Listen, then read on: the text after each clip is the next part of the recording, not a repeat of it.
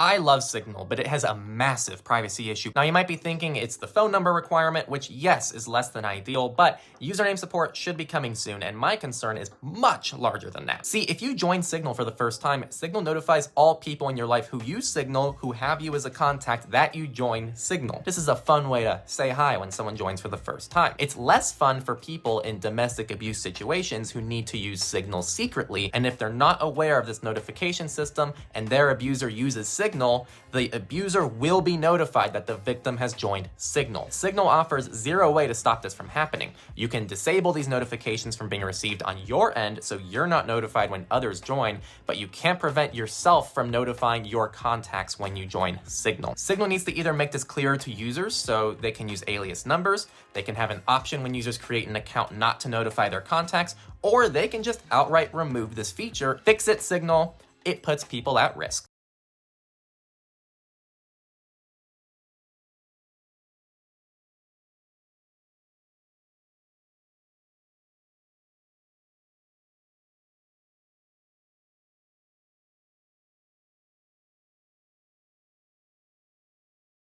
But Signal put out a recent blog post talking about how they're building a faster ORAM layer for contact discoverability, and it's just really cool technical stuff if you're interested in how Signal does contact discoverability in a way that doesn't even allow them to see your contacts. It's pretty nifty.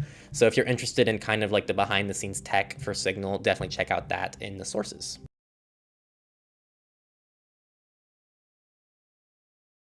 Is this guy a retard?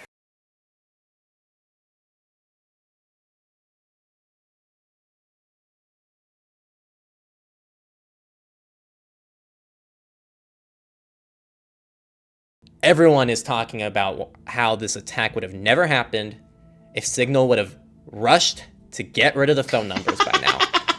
So yeah, like I'm also on that boat too. I tell people Signal is probably the best messenger you can be on in this day and age. Overall, like regarding usability, privacy and security, like just an overall best balance. But I'm still on the page of them needing to get rid of that phone number requirement. And this attack, I really hope bites them in the ass enough to really like prioritize that. And that's something that I tell pretty much everyone I meet who asks me, oh, what do I do about privacy? I tell them, freeze your credit, switch from Chrome to Brave, download Signal.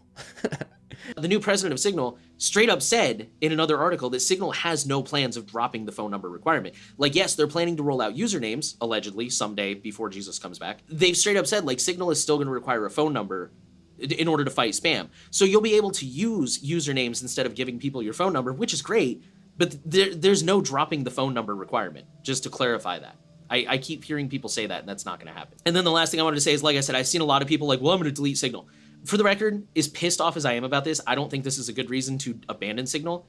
It's still like the best secure messenger out there, but I do feel like this is really trending into like Mozilla territory where they just don't listen to their users. They already deleted SMS import. Now they're getting rid of SMS entirely. They still haven't rolled out usernames despite literal years of waiting for that. Plus there was the whole mobile coin incident. Like, yeah, I feel like they're definitely not listening to their users. I did want to clarify the username thing because that's a very like misunderstood thing for people. I don't think Signal's ever going to remove the phone number requirement. That's like the whole point of Signal is to replace things like SMS. That's the point of Signal. In order to do that in this day and age, everything is phone number based. That's the way people communicate. If you meet some new person on the street, you're either asking them for a social media handle or you're asking them for a phone number. You don't ask for their email.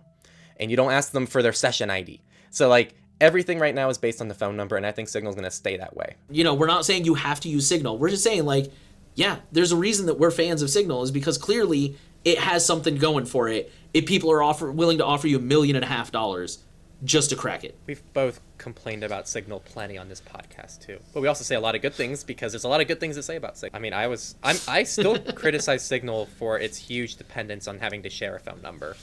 And there's like there are real complaints I have with Signal. For the longest time, they didn't even have like an M1 client for MacBook devices, which is like ridiculous. It's just there's a lot of good stuff to talk about Signal. As of today, and as of what really all the evidence and research shows from people who really know their stuff, it's really, really challenging to beat the proven nature of Signal. And again, this comes from someone who really dislikes Signal's phone number requirements and everything else they're bringing to the table. If your goal is security, Signal really is top tier.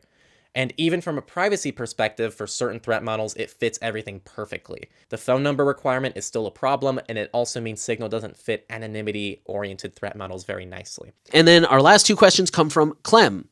The first question says, when Signal Foundation adds usernames to Signal, do you think they're going to continue requiring a phone number? And if so, why? Yes, I do think they will. I would have to go looking for it, but I seem to remember Meredith Wilson explicitly saying we're still going to require a phone number. It just may not be publicly visible, kind of like Telegram. I don't know why, to be honest with you. To their defense, I'm not against the option to add a phone number because it is a very easy lookup method for people who have a low threat model. I'm not opposed to that. I just hate that it's mandatory.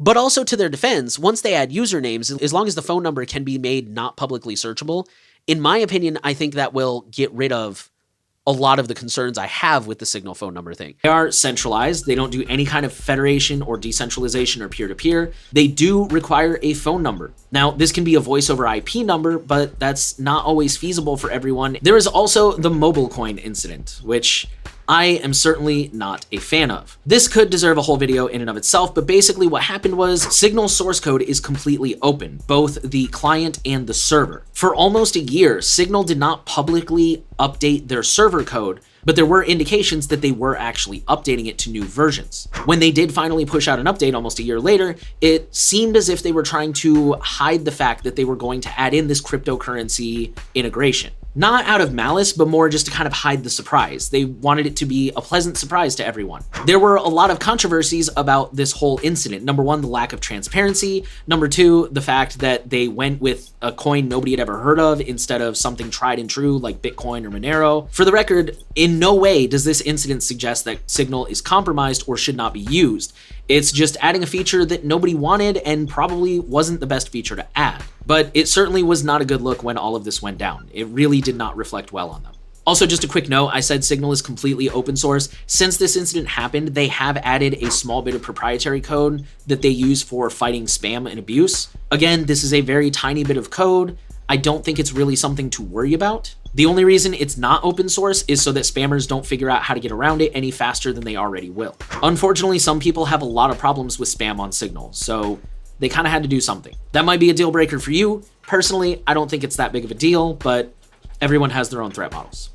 What was it you said would happen if I crossed your line? Before I cross it again and again?